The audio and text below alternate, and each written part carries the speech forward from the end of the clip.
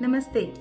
अगर आप law of attraction follow करते हैं तो आपने होपोनोपोनो के बारे में बहुत बार सुना होगा। आज हम इसी प्रेयर के बारे में बात करेंगे। सिंपल वर्ड्स में मैं अपने एक्सपीरियंस के बेसिस पे आपको समझाने की कोशिश करूंगी।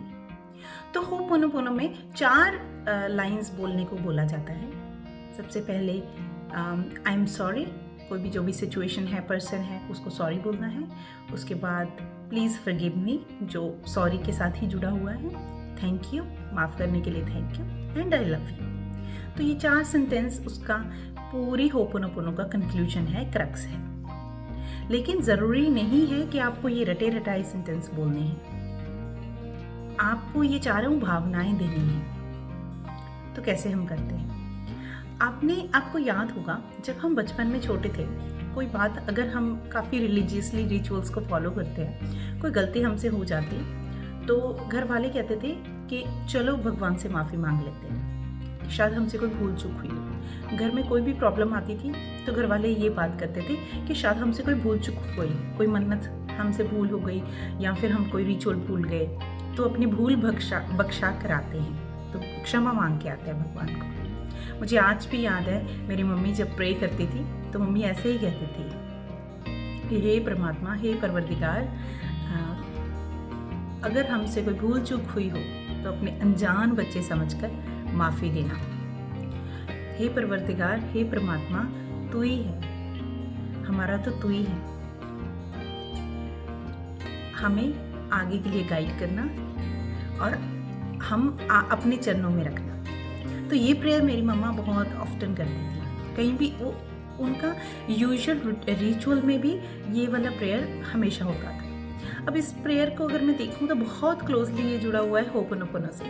तो सबसे पहले मम्मा ने, उनको याद है कोई भूल चाहे नहीं याद, लेकिन सबसे पहले उन्होंने भगवान से क्षमा मांगी कि हे परवरदिगार, हे परमात्मा, कोई भूल चूक हुई हो जाने अनजाने में तो उसके लिए माफ़ी देना और अपने अनजान बच्चे समझकर माफ़ी देना।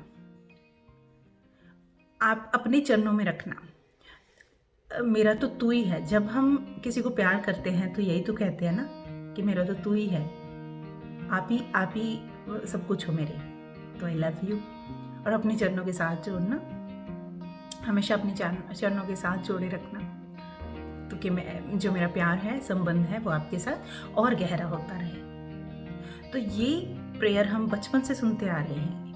होपोनोपोनो का जो फॉर्मेट है वो वहीं से निकला है, लेकिन क्योंकि इसको किसी डॉक्टर ने अपने एक्सपीरियंसेस के बेसिस पे अपने वर्ड्स में एक्सप्रेस किया है, तो कई बार हमें नाम से ऐसा लगता है कि ये पता नहीं क्या कैसी चीज़ है, पता नहीं कैसे काम करती है। तो इट्स द सेम थिंग। तो जब हमें किसी भी चीज़ को, मैंने आपको काफ़ी अपनी सक्सेस स्टोरीज भी शेयर की हैं, जब मटीरियलिस्टिकली कोई चीज़ मेरे लिए काम नहीं कर रही, रिपेयर करनी है, तो यहाँ सडनली काम करना बंद कर गई, लेकिन मुझे उसको I have to get it to work again, तो मैंने होपोनोपोनो की है और हमेशा काम आती है। तो सबसे पहले हमारा भाव होना चाहिए सरेंडर का भाव जब हम करते हैं, रखते हैं अपने मन में, तो ही हम दूसरे को माफ़ी मांगना, हमारे अंदर से भाव आता है दूसरे से माफ़ी मांगने का। और असल में जब हम सरेंडर कर देते हैं तो वो दूसरा है, ये मैं हूँ, ये सबका जो भाव है वो ब्रिज हो जाता है। तो हम बोलते हैं I am sorry, please forgive me, thank you and I love you. अब इसमें अगर हम किसी इंसान के लिए बोल रहे हैं तो हम इसमें और लाइंस भी ऐड कर सकते हैं, लेकिन ये जो भाव है वो चारों भाव सेम ही रहने, जो सेंटेंस हैं उनके साथ मिलते जुलते हैं। कि जैसे अगर हमारी किसी से लड़ाई हो गई है और हम उनको पॉजिटिव वाइब्रेशंस भेज रहे हैं अपने यहाँ से, तो हम कैसे बोलेंगे कि थैंक यू, आप तो इतने अच्छे हो, इतने ब्यूटीफुल हो, आप मेरी लाइफ में आए, आई लव यू, मुझसे कोई भी गलती हुई हो तो प्लीज़ मुझे माफ़ कर देना, I am sorry, please forgive me. तो इनका जो ऑर्डर मैटर नहीं करता, भाव मैटर करता है। तो आपने माफ़ी मांगी, उसको थैंक्स किया माफ़ करने के लिए और उसको लव अपना एक्सप्रेस किया। 3 ही चीज़ें हैं इसमें। तो इसमें आप उसकी तारीफ़ भी ऐड कर सकते हो। अगर कोई चीज़ है, वो चीज़ किस तरह से आपकी लाइफ में काम आती है, उसके बारे में बोल सकते हो। अगर रिलेशनशिप है तो कैसे वो रिलेशनशिप आपकी लाइफ में बेनिफिशियल है, क्या क्या उस बंदे की क्वालिटी है, वो बोल सकते हो। And it definitely works. अब होपोनोपोनो कितनी देर के लिए करनी चाहिए? अब ये रियली डिपेंड करता है किस माइंडसेट में आप रहते हो, आपका एटीट्यूड क्या है, आपका ओवरऑल वाइब्रेशन लेवल क्या है।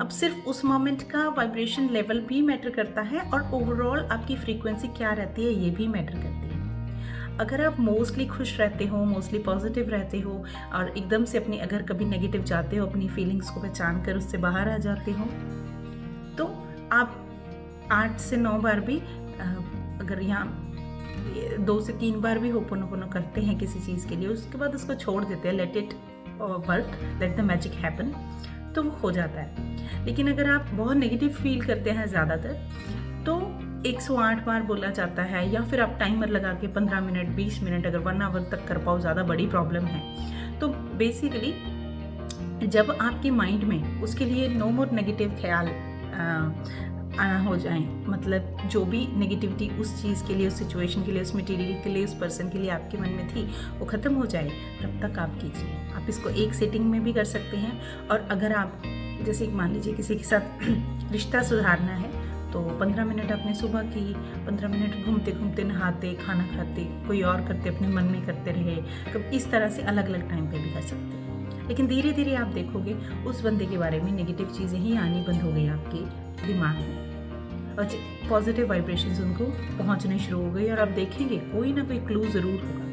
अगर उन्होंने आपको ब्लॉक किया तो अनब्लॉक करेंगे, अगर उन्होंने आपको कभी कांटेक्ट नहीं किया तो मैसेज करेंगे, कॉल करेंगे, या फिर आपके बारे में किसी और से पूछेंगे और आप तक वो बात पहुंच जाएगी। तो कैसे ना कैसे करके आपको साइन ज़रूर मिलता है। इस तरह से आप अपनी टूटी रिश्ते, बिखरे रिश्ते, बिखरी चीज़ें, ख़राब हुई चीज़ें मटीरियलिस्टिक लेवल पर, या फिर इन जनरल अगर खुद को भी पॉजिटिव करना है, खुद की भी कोई प्रॉब्लम सॉल्व करनी है, हील करनी है, हेल्थ हील करनी है, किसी भी तरीके की कोई चीज़ हील करनी है, तो आप उसमें होपोनोपोनो यूज़ कर सकते हैं।